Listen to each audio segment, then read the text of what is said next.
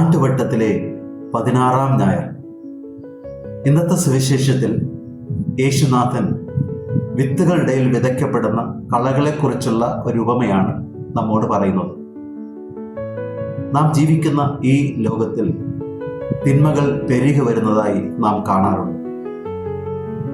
യുദ്ധത്തിൻ്റെ കെടുതി മൂലം നിരപരാധികളായ ധാരാളം മനുഷ്യർ കൊല ചെയ്യപ്പെടുന്നു. അക്രമവാസനയാൽ സമൂഹം ഭയചകിതമായ അവസരങ്ങളിലൂടെ കടന്നുപോകുന്നു. നീതി നിഷേധിക്കപ്പെടുകയും സത്യത്തിൻ്റെ മുഖം മറയ്ക്കപ്പെടുകയും ചെയ്യുന്ന ദുഃഖകരമായ കാഴ്ചകൾ വ്യാപകമാകുന്നു. സത്യത്തെക്കാളേറെ അസത്യം വിറ്റഴിയുകയും വ്യാപിക്കപ്പെടുകയും ചെയ്യുന്ന സാഹചര്യം. ഇങ്ങനെ തിന്മകൾ നിറഞ്ഞ് പാപത്തിന് പൊറുതിമുട്ടുന്ന മനുഷ്യൻ അറിയാതെ സത്യസ്വരൂപനായ നന്മപൂർണനായ ദൈവത്തെ അന്വേഷിക്കുകയാണ്. ദൈവം ഇതൊന്നും കാണുന്നില്ലേ? എവിടെയാണ് നന്മസ്വരൂപനായ ദൈവം എന്നുള്ള ചോദ്യം നാമൊക്കെ അറിയാതെ ചോദിച്ചു പോകാറുണ്ട്. ഈ ഒരു ചോദ്യത്തിൻ്റെ പശ്ചാത്തലത്തിലാണ് യേശു അരുളി ചെയ്യുന്ന ഇന്നത്തെ ഉപമയെ നാം മനസ്സിലാക്കേണ്ടത്. ഒരു കർഷകൻ തൻ്റെ പാടത്ത് കുറെ നല്ല വിത്തുകൾ വിതയ്ക്കുന്നതിന് കാരണമായി മാറി. നിലം വെടിപ്പാക്കി അദ്ദേഹം വിത്തുകൾ വിതച്ച് കടന്നുപോയി. എന്നാൽ രാത്രിയുടെ യാമങ്ങളിൽ ശത്രുക്കൾ വന്ന് ആ പാടത്ത് കുറെ കളകളുടെ വിത്തുകളും വിതയ്ക്കുന്നതിന് കാരണമായി മാറി. അങ്ങനെ നല്ല വിത്തും കളകളും ഒരുമിച്ച് വളരാൻ തുടങ്ങി. വളരുന്നത് കണ്ട് അദ്ദേഹത്തിൻ്റെ ജോലിക്കാർ കർഷകനോട് ചോദിച്ചു, കളകളൊക്കെ ഞങ്ങൾ പിഴുത് കളയട്ടെ എന്ന്. എന്നാൽ കർഷകൻ മറുപടി പറഞ്ഞു, ഒരുപക്ഷെ കളകൾ നിങ്ങൾ പിഴുത് കളയുമ്പോൾ നല്ല ചെടികളും അവയോടൊപ്പം വന്നു എന്ന് വരാം. അതുകൊണ്ട് കൊയ്ത്ത് കാലം വരെ രണ്ടും ഒരുമിച്ച് വളരട്ടെ. കൊയ്ത്തിൻ്റെ സമയത്ത് നല്ല ഫലങ്ങളെയും ചീത്ത ഫലങ്ങളെയും വേർതിരിക്കാമെന്ന്. സാമൂഹ്യ ജീവിത ചുറ്റുപാടുകളിൽ ഇപ്രകാരം നന്മയും തിന്മയും ഒരുമിച്ച് വ്യാപരിക്കുന്നതായി നാം കാണുന്നു. ഒരുപക്ഷെ ചില സന്ദർഭങ്ങളിലെങ്കിലും നന്മ തിരിച്ചറിയുവാൻ കഴിയാത്ത വണ്ണം തിന്മ വ്യാപകമാകുന്നതായും നമുക്ക് അനുഭവപ്പെടാറുണ്ട്. ഈ ഒരു സാഹചര്യത്തിൽ എങ്ങനെയാണ് നന്മയിൽ മുന്നോട്ട് പോകേണ്ടത് എന്നുള്ളതാണ് നമ്മുടെ മുമ്പിലുള്ള പ്രധാനപ്പെട്ട പ്രശ്നം.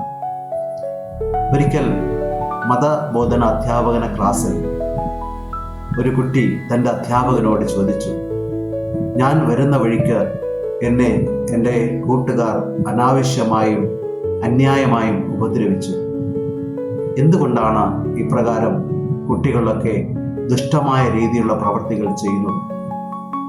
അധ്യാപകൻ ആ കുട്ടിയോട് പറഞ്ഞു, ഒരു മനുഷ്യൻ്റെ ഉള്ളിൽ 2 തരം ചെന്നായ്ക്കളുണ്ട്. നന്മയുടെ ചെന്നായും തിന്മയുടെ ചെന്നായും.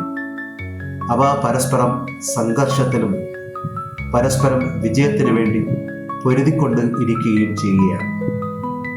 അപ്പോൾ കുട്ടി ചോദിച്ചു, ആ സംഘർഷത്തിൽ ആരായിരിക്കും വിജയിക്കുന്നത്? അധ്യാപകൻ മറുപടി പറഞ്ഞു, നീ നിന്റെ ഉള്ളിൽ ഏത് ചെന്നായയാണോ തീറ്റിപ്പോറ്റുന്നത് ആ ചെന്നായ ആയിരിക്കും വിജയിക്കുന്നത്. നന്മയാണ് നീ തീറ്റിപ്പോറ്റുന്നതെങ്കിൽ നന്മ നിറഞ്ഞ ചെന്നായ വിജയിക്കും. തിന്മയാണ് നീ തീറ്റിപ്പോറ്റുന്നതെങ്കിൽ തിന്മ നിറഞ്ഞ ചെന്നായ വിജയിക്കും. ഓരോ മനുഷ്യൻ്റെയും ഉള്ളിൽ പാപത്തിൻ്റെതും പുണ്യത്തിൻ്റെതുമായ അവസ്ഥകൾ സംജാതമായിട്ടുണ്ട്. ഒരു മനുഷ്യൻ ജനിക്കുന്ന മാത്രയിൽ തന്നെ ഈ 2 വഴികളും സ്വീകരിക്കുവാൻ പാകത്തിലാണ് അവൻ ജനിക്കുന്നതും വളരുന്നതും. ഉത്ഭവഭാവത്തിൻ്റെ സ്വാധീനമാണ് അവനിൽ പാപത്തിൻ്റെ വഴിയെ തുറക്കുന്നതിന് കാരണമായിട്ട് മാറുന്നത്. മറ്റൊരു വശത്ത് കർത്താവായ യേശുക്രിസ്തുവിൻ്റെ രക്ഷയുടെ മാർഗവും അവനെ രക്ഷകന്റെ ഭാഗത്തിലേക്ക് തുറവിയുള്ള വ്യക്തിത്വത്തിൻ്റെ ഉടമയാക്കി മാറ്റുന്നു. ഈ രക്ഷാകരമായ പ്രവൃത്തിയും പാപത്തിൻ്റെ പ്രവൃത്തിയും അവനിൽ സംഘർഷപൂരിതമായ അവസ്ഥകൾ സൃഷ്ടിക്കുന്നു. ഈ സംഘർഷപൂരിതമായ അവസ്ഥയെ അതിജീവിക്കുവാൻ കഴിയുന്നത് ആ വ്യക്തി ജീവിതത്തിൽ തിരഞ്ഞെടുക്കുന്ന പാതകളുടെ അടിസ്ഥാനത്തിലാണ്. നന്മയുടെ പാതയോ തിന്മയുടെ പാതയോ തിരഞ്ഞെടുക്കുവാനുള്ള സ്വാതന്ത്ര്യത്തിലാണല്ലോ ഓരോ മനുഷ്യനും സൃഷ്ടിക്കപ്പെട്ടിരിക്കുന്നത്.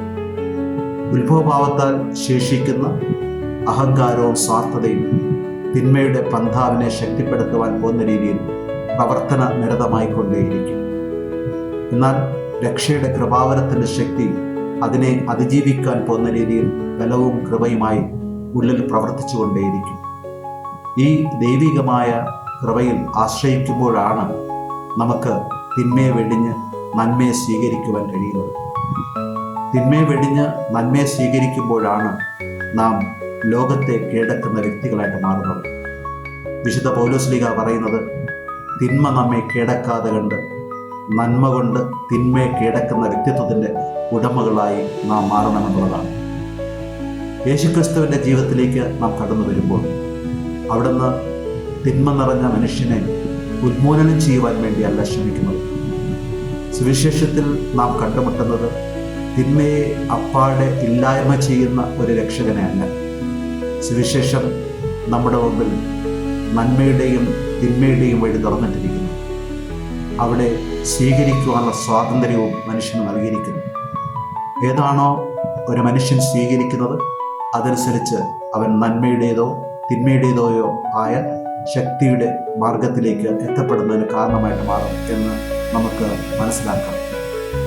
യേശുനാഥൻ യൂദാസ് തിന്മ നിറഞ്ഞ പ്രവൃത്തിക്ക് ആഭിമുഖ്യം കൊടുത്ത് ജീവിക്കുന്നവനാണ് തിരിച്ചറിഞ്ഞിട്ടും അവനെ പുറത്താക്കുവാൻ വേണ്ടി കൂട്ടാക്കിയില്ല. അവനെ സംവഹിക്കുകയാണ് ഉണ്ടായത്. തിന്മ നിറഞ്ഞവരെ സമൂഹത്തിൽ സംവഹിക്കുന്ന ദൈവത്തെയാണ് നമ്മൾ കാണുന്നത്. അവസാനം വരെ ക്ഷമയോടെ കാത്തിരിക്കുന്ന ഒരു പിതാവിനെ ധൂർത്തപുത്രന്റെ ചിത്രത്തിൽ നാം വായിക്കുന്നു.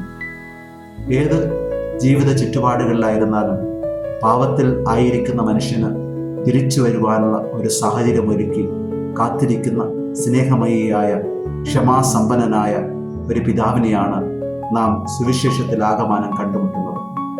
ഇതുതന്നെയാണ് ക്രിസ്തുവിനെ അനുഗമിക്കുന്ന ഓരോ ക്രൈസ്തവരുടെയും ധർമ്മമായി മാറുന്നത്. സമൂഹത്തിൽ തിന്മ ചെയ്യുന്ന മനുഷ്യരെ പുറത്താക്കുവാനല്ല നാം പരിശ്രമിക്കേണ്ടത്, മറിച്ച് അവരെ സംവഹിക്കുന്നവരായിട്ട് മാറണം എന്നുള്ളതാണ്. സഭയിൽ കൂടുതൽ പുണ്യത്തിൽ ജീവിക്കുന്ന ആളുകളുണ്ടാകാം, സമൂഹത്തിലും നന്മ ചെയ്ത് ജീവിക്കുന്ന ആളുകളുണ്ടാകാം. കൂടുതൽ നന്മയുള്ളവരും കൂടുതൽ വിശുദ്ധരുമായ ആളുകൾ വിശുദ്ധി കുറഞ്ഞ് നന്മയിൽ പെടാതെ തിന്മയിൽ വ്യാപരിക്കുന്ന ആളുകളെ സംവഹിക്കുവാൻ വേണ്ടി ബാധ്യസ്ഥരാണ്. കൂടുതൽ വിശുദ്ധരാകും തോറും, കൂടുതൽ നന്മയുള്ളവരാകും തോറും അതിൽ നിന്ന് അകന്നു നിൽക്കുന്നവരെയും കൊണ്ടുവരുവാനുള്ള ഒരു ബാധ്യസ്ഥതയായി ആ വ്യക്തിയിൽ ദൈവകൃപ വ്യാപരിക്കുകയാണ്. അതുകൊണ്ട് തന്നെ തിന്മ ചെയ്യുന്നവരെ അകറ്റി നിർത്തി നിഷ്കാസിതമാക്കാതെ അവരെയും സമൂഹ മധ്യത്തിൽ കൊണ്ടുവന്ന് നന്മയിലേക്ക് നയിക്കുന്ന ഉപകരണമായി ക്രൈസ്തവ ഓരോ ജീവിത മേഖലകളിലും മാറണം എന്നുള്ളതാണ് സുവിശേഷ സാക്ഷ്യം. ഇന്നത്തെ വചനങ്ങളൊക്കെ അതിലേക്ക് നമ്മെ നയിക്കുന്ന പ്രബോധനങ്ങൾ നൽകുന്നവയാണ്. ഒന്നാമത്തെ വായനയിൽ വിജ്ഞാനത്തിൻ്റെ പുസ്തകത്തിൽ നാം വായിച്ചു കേൾക്കുന്നത് നമ്മുടെ ദൈവം ഏകനാണെന്നും അവൻ നീതിയോടെ ഭരിക്കുന്നവനാണെന്നും നീതി നടപ്പാക്കുന്നവനാണ് എന്നുമാണ്. അവിടുത്തെ നീതി കാരുണ്യത്തിൽ അധിഷ്ഠിതമാണ്. ആ നീതി നിറഞ്ഞ വ്യവസ്ഥിതി നടപ്പാക്കുവാൻ ഉതകുന്ന രീതിയിൽ കരുണയോടെ കാത്തിരിക്കുന്ന നീതിമാനായ ഒരു ദൈവത്തെ പുതിയ നിയമത്തിലൂടെ നാം കണ്ടുമുട്ടുന്നു. വിശുദ്ധ പൗലോസ്ലീഹ പരിശുദ്ധാത്മാവിനെ കുറിച്ച് പറഞ്ഞുകൊണ്ടാണ് അത് നമുക്ക് മനസ്സിലാക്കി തരുന്നത്. നന്മതിന്മകളെ തിരിച്ചറിഞ്ഞ് നന്മയ്ക്ക് അനുകൂലമായ തീരുമാനമെടുക്കുവാൻ തക്ക രീതിയിൽ പരിശുദ്ധാത്മാവിനെ നൽകിയിരിക്കുന്നതായി റോമാക്കാർക്ക് എഴുതിയ ലേഖനത്തിലൂടെ വിശുദ്ധ പൗലോസ്ലീഹ നമ്മെ ഉദ്ബോധിപ്പിക്കുന്നു. ഓരോ ക്രൈസ്തവനും യേശുവിനെ പോലെ ഇപ്രകാരം ദൈവത്തിൻ്റെ നീതിയിൽ പൂർണ്ണമായും ആശ്രയിച്ചുകൊണ്ട് അവിടുത്തെ കാരുണ്യത്തിൽ ശക്തി സംഭരിച്ചുകൊണ്ട് പാപികളായ മനുഷ്യരെ, തിന്മ നിറഞ്ഞ ജീവിതക്രമത്തിൽ ആയിരിക്കുന്ന മനുഷ്യരെ സംവഹിച്ച് മുന്നോട്ട് കൊണ്ടുപോകുവാനും അങ്ങനെ പുണ്യത്തെ വ്യാപകമാക്കുവാനുമുള്ള ആഹ്വാനം ഏറ്റുവാങ്ങപ്പെട്ടവരാണ്. യേശുക്രിസ്തു ചെയ്തതുപോലെ നമ്മുടെ ജീവിതത്തിലും നമുക്ക് ചെയ്യുവാൻ കഴിയണമെന്നുള്ളതാണ് ഇന്നത്തെ വായനകളിലൂടെ നമുക്ക് ലഭ്യമാകുന്ന സന്ദേശവും. വിശുദ്ധ പൗലോസ്ലീഹ പറയുന്നത് ഇവിടെ വളരെ പ്രസക്തമാണ്. തിന്മ കൊണ്ട് നന്മയെ കീഴടക്കുക, അതല്ലെങ്കിൽ തിന്മ നമ്മെ കീഴടക്കി എന്നവരാണ്. തിന്മ നമ്മെ കീഴടക്കി കഴിഞ്ഞാൽ തീർച്ചയായിട്ടും നാം പാപത്തിൻ്റെ അടിമകളായി മാറുകയാണ്. നന്മ നമ്മെ മോചിപ്പിച്ചാൽ നാം ദൈവത്തിൻ്റെ മക്കളും സ്വാതന്ത്ര്യത്തിലേക്ക് പറന്നുയരുന്ന മാലാഖമാരെ പോലെ വിശുദ്ധരുമായിട്ട് മാറും. ഈ ഒരു വിശുദ്ധിയിലേക്കാണ് ഓരോ മക്കളും വിളിക്കപ്പെട്ടിരിക്കുന്നത്. ഇത് നിർബന്ധത്താൽ ഉണ്ടാകേണ്ട ഒന്നല്ല, സ്വാഭാവികമായ തിരിച്ചറിവിലൂടെ ഉണ്ടാകേണ്ട ഒരു യാഥാർത്ഥ്യമാണ്. ഈ സ്വാഭാവികമായ മാർഗമാണ് സഭയുടെ മുന്നിൽ അവതരിപ്പിച്ചിരിക്കുന്നത്. സഭയിൽ അത് ഉദാശകളിലൂടെ പരികർമ്മം ചെയ്യപ്പെട്ടു വരുന്നു. സമൂഹത്തിൽ അത് കൽപ്പനകളുടെ അനുഷ്ഠാനത്തിലൂടെ നിലനിർത്തിപ്പോരുന്നു. സാമൂഹ്യ ജീവിതത്തെ സംബന്ധിച്ചിടത്തോളം നന്മയിൽ വ്യാപരിക്കുവാൻ അവനെ സഹായിക്കുന്നത് കൽപ്പനകളുടെ മാർഗമാണ്. ഒരു ക്രൈസ്തവനെ സംബന്ധിച്ചിടത്തോളം നന്മയിൽ വ്യാപരിക്കുവാൻ അവന് പ്രചോദനമാകുന്നതും കൃപ നൽകുന്നതും ഉദാശകളുടെ പരികർമ്മത്തിലൂടെയാണ്. ഉദാശകളിലൂടെ ആയിരുന്നാലും കൽപ്പനകളുടെ അനുഷ്ഠാനത്തിലൂടെ ആയിരുന്നാലും നന്മയിൽ നിറഞ്ഞ് നന്മയിൽ വ്യാപരിച്ച് ലോകത്തെ കീഴടക്കുവാൻ വേണ്ടിയുള്ള ആഹ്വാനമാണ് സുവിശേഷം തരുന്നത്. ഈ ആഹ്വാനം ഏറ്റുവാങ്ങിക്കൊണ്ട് അവിടുത്തെ രക്ഷയുടെ മാർഗത്തിൽ സഞ്ചരിക്കുവാൻ നമുക്ക് പരിശ്രമിക്കാം. അതിന് അവിടുന്ന് നമ്മെ അനുഗ്രഹിക്കട്ടെ.